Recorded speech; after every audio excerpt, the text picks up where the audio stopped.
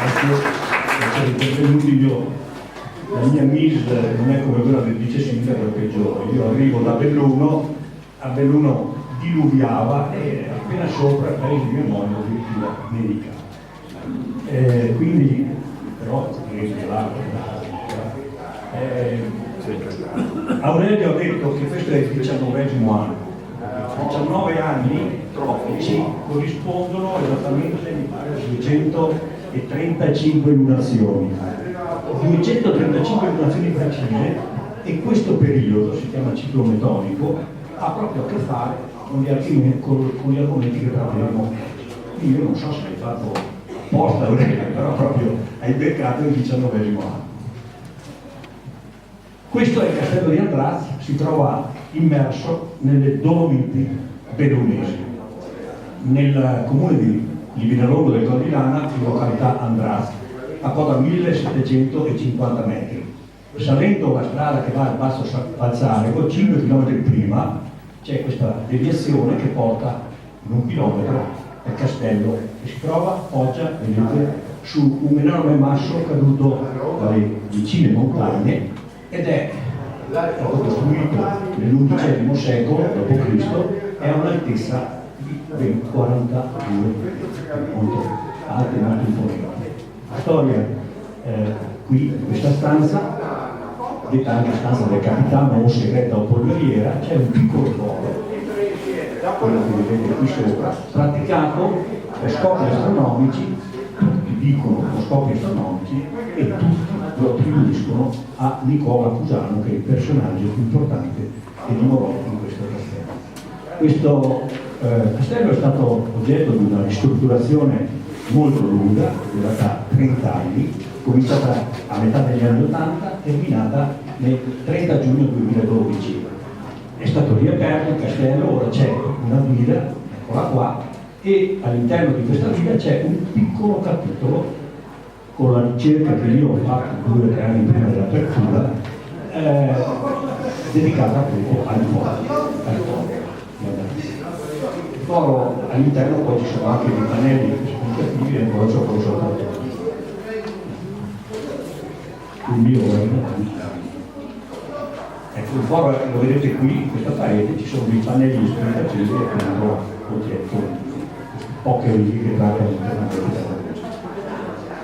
Quando io ho saputo di questa cosa 19 anni fa, me la disse un professore di geografia, mi disse: ma perché non ti interessa il foro che si trova nella stanza del castello di Andraz? Ti dicono essere il foro astronomico, però non c'era una giustificazione per questo foro.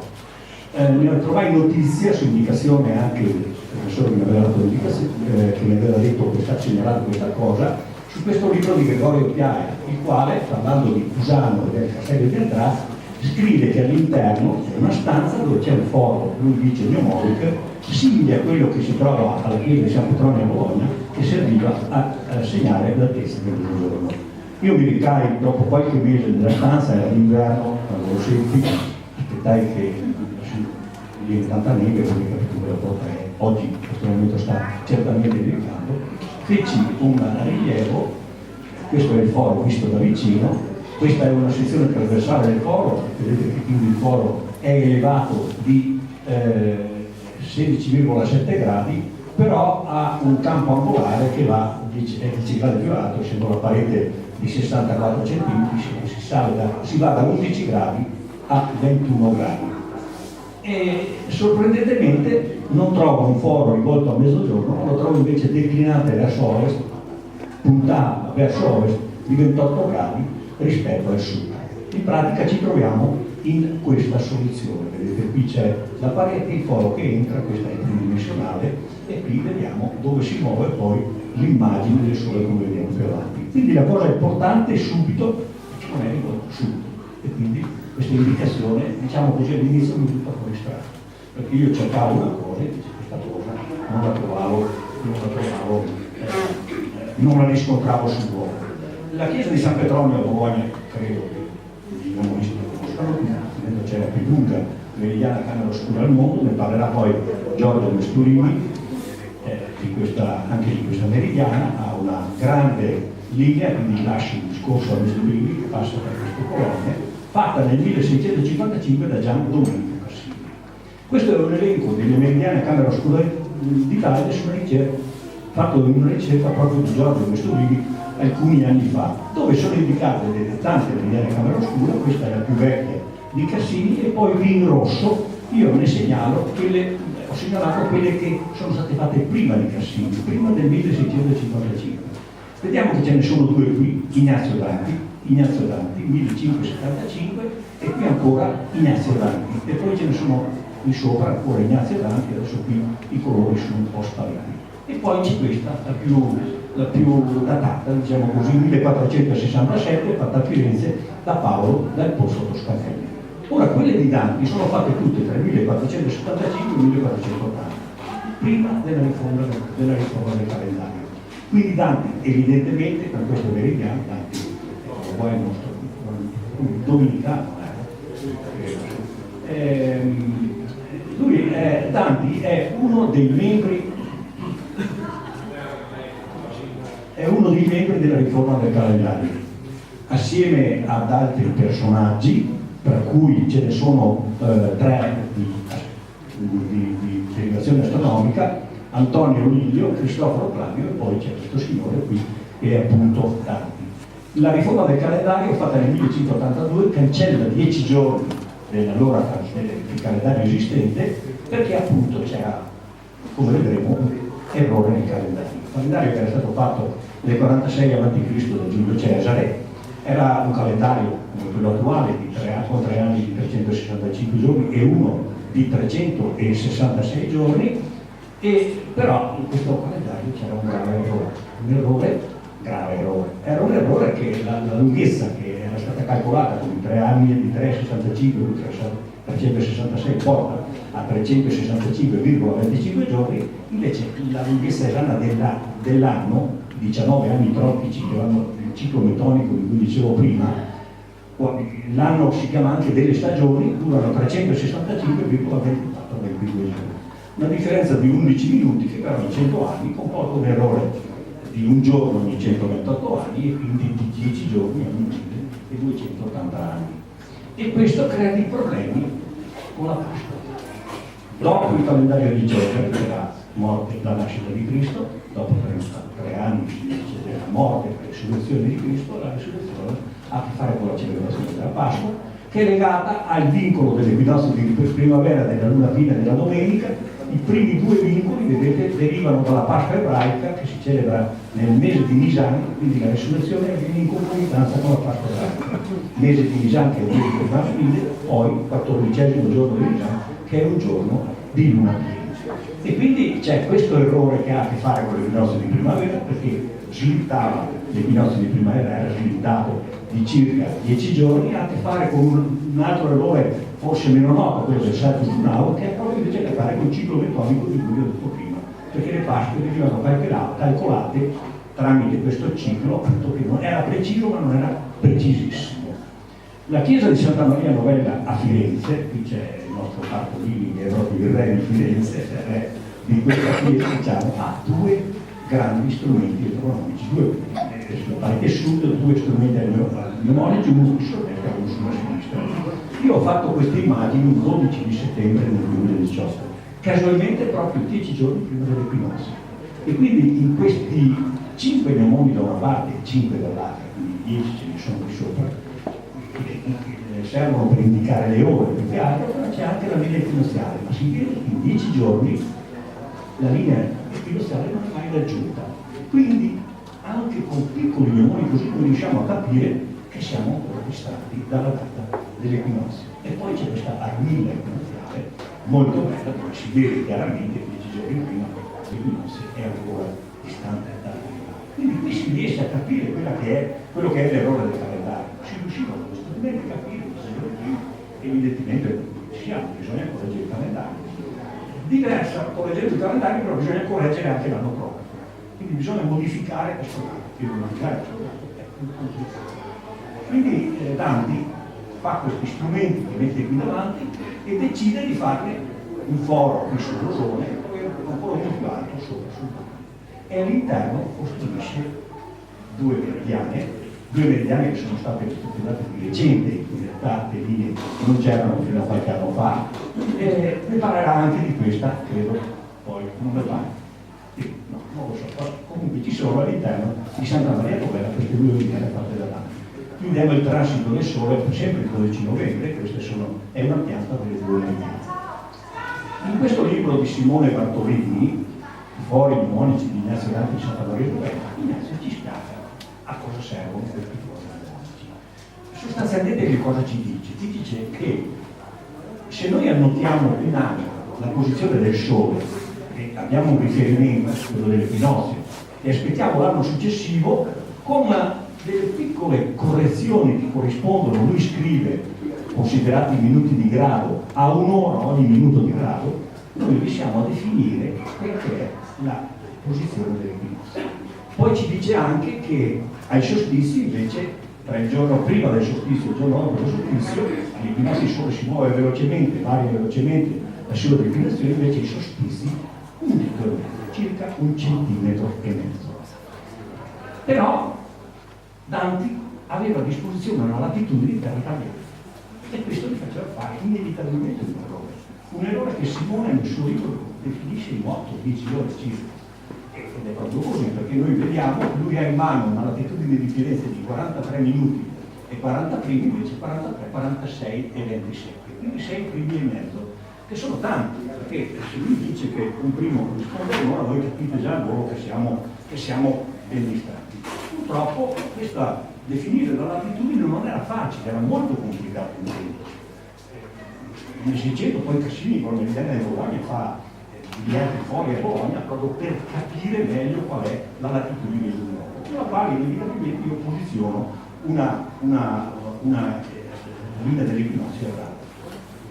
Quindi dicevo circa 10 centimetri, e quindi questi metodi, come dicevo prima, vanno bene certamente per definire quella che è l'errore del calendario, meno bene per definire qual era l'investo dell'anno, tant'è che Ignazio Dante costruisce un po' meridiane che hanno studiato per tutto, perché la lunghezza che era stata calcolata in quel tempo prevedeva una lunghezza presa da Tolomeo 1400-1400 anni prima, quindi tanti anni ci aveva già in mano quel dato, ma si voleva verificare prima di fare la riforma che il dato fosse esatto. C'è poi un altro metodo meno noto, che è quello della data di solstizi, con i quali si può calcolare il solstizio senza rifrazione, senza correzione, senza pieno della latitudine, senza niente. Ho messo un punto di domanda perché noi pensiamo sempre che le meridiane a camera oscura servano a calcolare il mezzogiorno, e invece avete già capito che la funzione qui in questi anni per Ignazio Dante era quella di trovare le date alla lunghezza dell'anno e l'errore del calendario. Quindi quella fatta dal Posto Toscanelli del 1468, Santa Maria del Fiore, qui la vediamo col suo bellissimo foro posizionato, si dice anche qui nel 1468 da Toscanelli, molto alta, e quindi si vede a cavallo d'estate per un solo mese, questa che ho già citato prima. Di Bologna, prima di quella del Cassini c'era un'altra, fatta sempre da Dante, quando se ne andò da Firenze perché c'erano stati dei dissapori appunto con una politica locale, chiamiamola così. Questa meridiana, che poi in realtà non era una meridiana, questa era nella Paltrinieri, in noto dell'Università Italiana, ci dice che questa era disassata di 9 gradi rispetto alla linea meridiana. Ma questo era importante o non era importante per gli studi che si stavano facendo in quel tempo? Eustachio Manfredi dice di no, dice che a Dante, in fin dei conti, serviva trovare la data del solstizio invernale, quindi anche se non era in mezz'ora, praticamente la stessa cosa. Tutte queste storie sono raccontate in vari libri. Il più importante è questo, fatto da Papa Wojtyla, voluto da Papa Wojtyla a 400 anni dalla riforma del 1982. Questi sono i personaggi che hanno partecipato alla stesura di questo libro, e in questo libro c'è un capitolo appunto dedicato anche a Nicola Cusano, che aveva partecipato appunto era uno dei membri della riforma del calendario, uno dei tanti membri della riforma del calendario, prima di lui e dopo di lui, membri della commissione della riforma, Copernico, Toscanelli, l'Evangelio Germano e altri.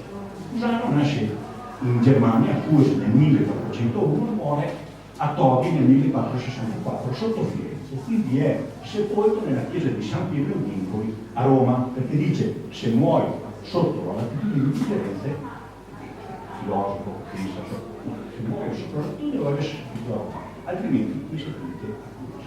Quindi lui è seppellito a Roma per questo motivo. Fin da giovane mostra la testa, viene mandato all'Università di Padova, si laurea in diritto canonico ancora giovanissimo, conosce Paolo dal Pozzo Toscanelli, personaggio che poi fa l'americano di Santa Maria.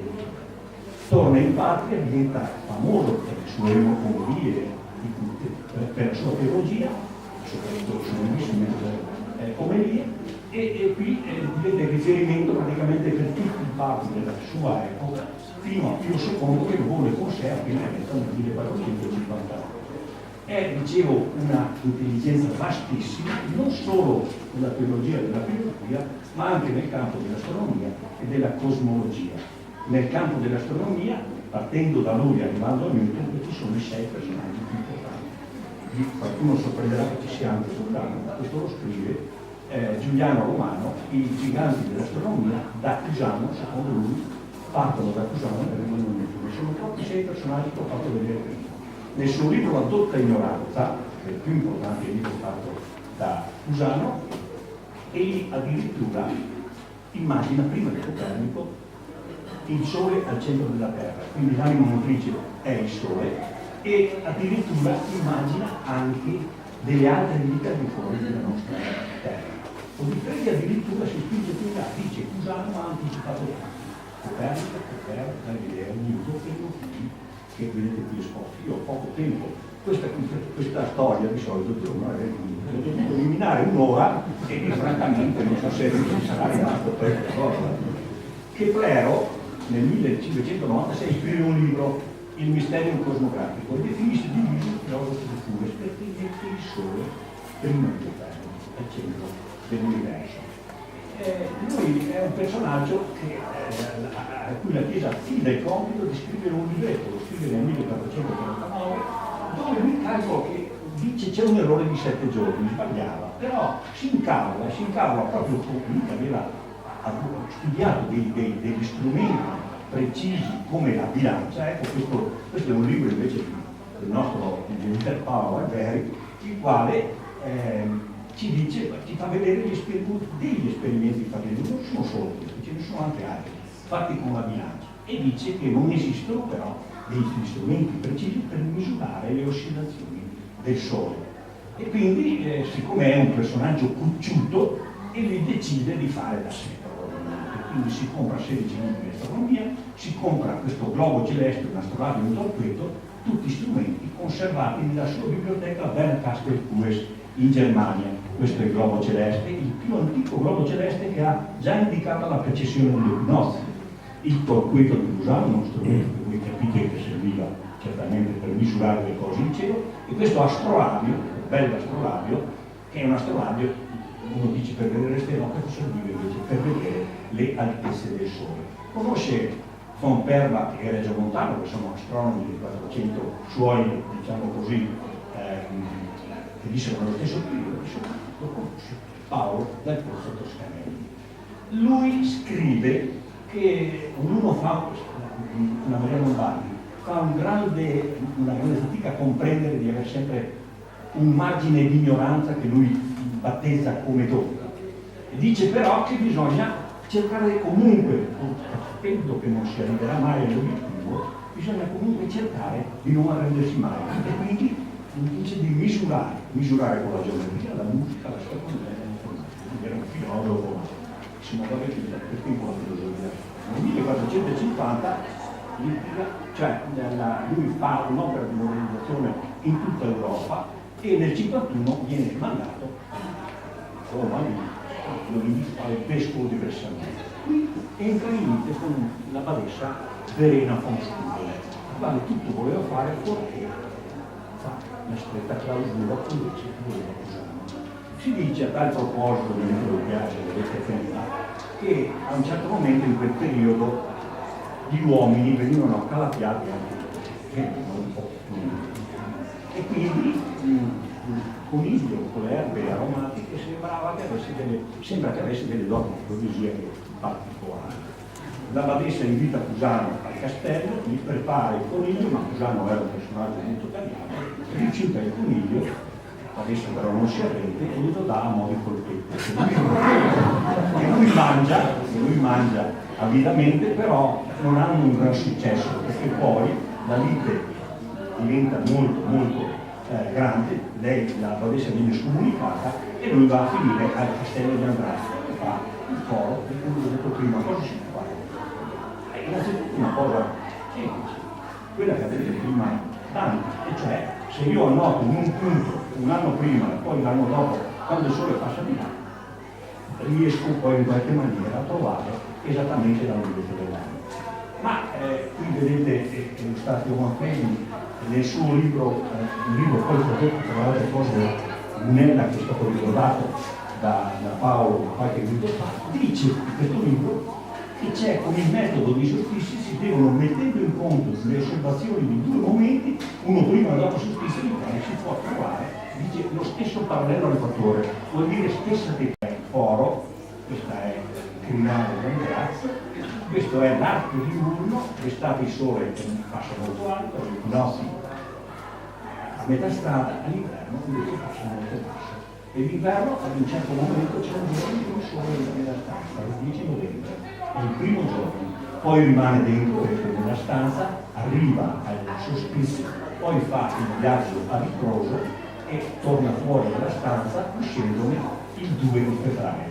Sono passati, vedete, periodo 84 giorni che possiamo vedere molto velocemente anche qui, solo che l'immagine bassa con l'immagine alta poi ritorna ancora giù.